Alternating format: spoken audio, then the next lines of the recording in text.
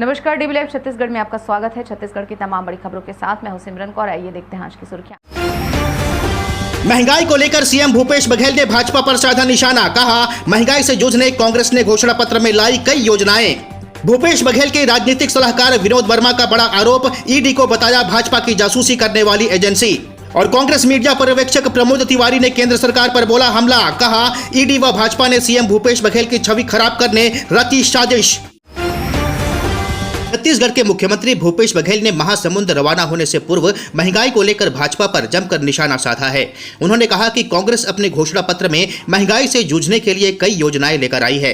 प्याज के रेट देखकर भी आंसू आने लगे हैं। सीएम भूपेश बघेल ने सांसद रवि किशन के बयान पर पलटवार करते हुए कहा कि पूरी स्क्रिप्ट लिखी जा रही है। रमन सिंह के साथ पहले 2 अधिकारी थे, वह अडानी के संपर्क में हैं। वही लोग स्टोरी प्लान कर रहे हैं और इसी हिसाब से कार्रवाई हो रही है। बदनाम करने की साजिश और गिरफ्तारी भी चल रही है। ईडी और आईटी के माध्यम से चुनाव लड़ा जा रहा है। इसका स्क्रिप्ट लिखा गया है और आपको जानकर आश्चर्य होगा कि रमन सिंह के साथ जो प्री 2 अधिकारी थे, आजकल वो नंबर 2 के और अडानी के संपर्क में, समझ गए ना?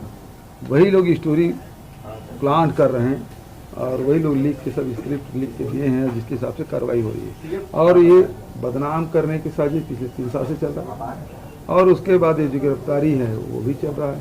तो ये भारतीय जनता पार्टी अपनी हार मान चुकी है और ईडी और आईटी के माध्यम से चुनाव लड़ रहे हैं। असम के मुख्यमंत्री के बयान पर सीएम भूपेश बघेल ने कहा कि नया मुल्ला है, ज्यादा प्याज खाएगा। अभी कांग्रेस छोड़कर भाजपा में गया है। भाजपा द्वारा महिलाओं को 12,000 रुपए देने के लिए फॉर्म डलवाने पर भूपेश बघेल ने कहा कि निर्वाचन आयोग को यह देखना चाहिए, यह आचार संहिता का उल्लंघन है। उनकी गारंटी पर कोई गारंटी नहीं है, भरोसा तो केवल कांग्रेस की सरकार है। ये तो अब निर्वाचन आयोग किसको देखना चाहिए कि आचार संहिता लगा है तो आचार संहिता उल्लंघन तो नहीं है। और दूसरी बात है, इनकी गारंटी कोई गारंटी नहीं है, भरोसा तो केवल कांग्रेस की गारंटी पर है। डॉक्टर रमन सिंह के सवाल पर मुख्यमंत्री भूपेश बघेल ने कहा कि भारत सरकार ने वर्ष 2014 में बोनस देने पर प्रतिबंध लगाया था, उसे हटा दिया क्या? मैंने प्रधानमंत्री को पत्र भी लिखा है कि प्रतिबंध हटा दीजिए और मैं बोनस दूंगा। डॉक्टर रमन सिंह ने जो 2 साल का बोनस नहीं दिया है। पहली बात तो यह है कि भारत सरकार ने 2014 में बोनस देने पर प्रतिबंध लगाया है, उसको हटा दिया है क्या? और मैंने पत्र भी लिखा प्रधानमंत्री को कि ये प्रतिबंध हटा दीजिए। रमन सिंह जी 2 साल का बोनस नहीं दिए, उसको मैं दूंगा। मैं तो उसके लिए पत्र लिखा हूँ, हटा दिए बता दीजिए, मैं दे दूंगा।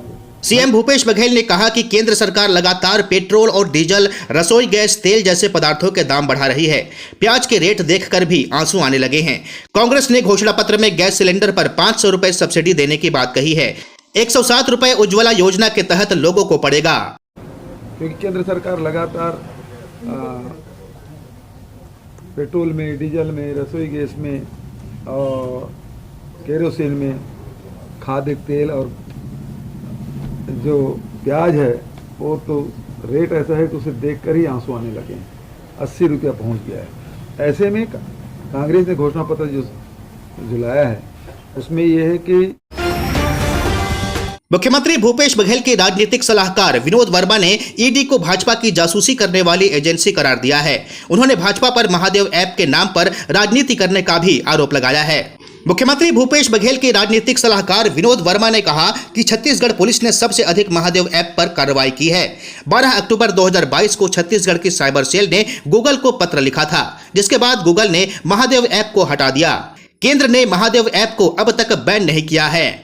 इस तथ्य को अनदेखा किया कि 12 अक्टूबर 2022 को छत्तीसगढ़ की रायपुर की साइबर सेल ने गूगल को पत्र लिखा कि इस देश में सट्टाबाजी, जुआ खेलना जो है वो गैरकानूनी है, इसलिए आपको प्ले स्टोर से महादेव ऐप को हटा लेना चाहिए। और साइबर सेल के कहने पर गूगल ऐप से महादेव ऐप हटा। विनोद वर्मा ने कहा कि मुख्यमंत्री भूपेश बघेल ने महादेव ऐप पर लगातार कार्रवाई करने के कड़े निर्देश दिए थे। हमें आशंका थी कि महादेव ऐप केंद्र सरकार बंद नहीं कर रही है, क्योंकि बड़ी फंडिंग ऐप के जरिए केंद्र सरकार को की जा रही है। विनोद वर्मा ने कहा कि ईडी ने बीते दिनों एक कार्रवाई कर कार से करोड़ों रुपए जब्त किए थे। जिसमें उसने पैसे को किसी बघेल के लिए लेकर आए थे। ईडी ने लंबी जांच के बाद ये अचानक सामने ला दिया कि महादेव ऐप का संचालक शुभम सोनी है। इसके बाद अगले ही दिन वीडियो जारी होता है और इसे सभी जगह फैला दिया जाता है। शुभम सोनी कहता है कि इस ऐप का मालिक वह खुद है और सौरभ और रवि उसके नौकर हैं। प्रदेश कांग्रेस मीडिया पर्यवेक्षक प्रमोद तिवारी ने केंद्र सरकार पर जमकर हमला बोला है। उन्होंने कहा कि ईडी व भाजपा ने मिलकर मुख्यमंत्री भूपेश बघेल की छवि खराब करने साजिश रची है। प्रदेश कांग्रेस राजीव भवन में आयोजित प्रेस कॉन्फ्रेंस में प्रदेश कांग्रेस मीडिया पर्यवेक्षक प्रमोद तिवारी ने कहा कि प्रथम चरण का चुनाव छत्तीसगढ़ में पूरा हो चुका है। कांग्रेस पार्टी को जो लोग फंसाने निकले थे, आज उनकी ही सीट खतरे में पड़ गई है। रमन सिंह पर निशाना साधते हुए कहा कि उनकी सीट भी बुरी तरह से फंसी हुई है। प्रमोद तिवारी ने कहा कि प्रधानमंत्री नरेंद्र मोदी के लगभग 9.25 साल बीत चुके हैं। आप उनका पूरा भाषण देख लीजिए, कहीं भी वे इस नाम पर वोट नहीं मांग रहे हैं कि हमने छत्तीसगढ़ में यह किया है। छत्तीसगढ़ के लिए भाजपा ने कुछ भी नहीं किया है। जब मोदी जी के लगभग 9.5 साल से ज्यादा 9.10 साल बीत चुके हैं, आप उनका पूरा भाषण देख लीजिए, कहीं वो इस नाम पर वोट नहीं मांग रहे हैं कि हमने ये किया है छत्तीसगढ़ के लिए, आप इस पर वोट दो। मैं फिर दोहरा दूं कि आज पॉजिटिव कैंपेनिंग नहीं कर पा रहे वो, वैसे तो देश की, लेकिन छत्तीसगढ़ के लिए कुछ किया है, इसलिए आप भाजपा को वोट दें। ये प्रधानमंत्री देश का नहीं कह पा रहा है। हिमाचल प्रदेश के पूर्व मुख्यमंत्री जयराम ठाकुर ने कहा कि कांग्रेस ने न तो हिमाचल में वादे पूरे किए, न ही छत्तीसगढ़ में। कांग्रेस सरकार केवल झूठे वादे करने में माहिर है। रायपुर में भाजपा कार्यालय में प्रेस वार्ता को संबोधित करते हुए जयराम ठाकुर ने कहा कि कांग्रेस छत्तीसगढ़ में झूठी गारंटी बांट रही है।